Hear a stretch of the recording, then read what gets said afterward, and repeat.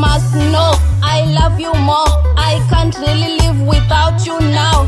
Mumoyo mangu baby ndiwe wakazara, mufungwa mangu hani ndiwe wandofunga.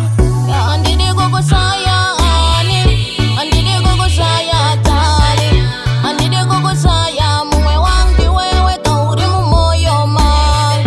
Andidi kukusaya ani, andidi kukusaya tani, andidi kukusaya muwe wangi wewe kauri mumoyo man. Kauri ndakaperera ndikakushaya baby wangu ndinomerera, misodzi pamatama ichierera, kungo kuona baby wangu ndonyemwerera. Une rudo runotapira, unondibata hani zvandofarira, kungo kushaya chete moyo ndokuvarira, ukandichita kana mosva ndokuparira.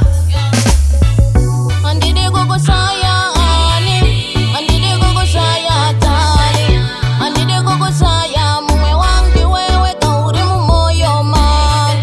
Andidi kukusaya ani, andidi kukusaya tani, andidi kukusaya muwe wangi wewe kauri mumoyo man. The love for you honey will never fade. I can't express my feelings for you. I love you more than you can imagine. I may not have many words to show, but you must know I love you more. I can't really live without you now. Mumoyo mangu baby ndiwe wakazara, mufungwa mangu hani ndiwe wandofunga.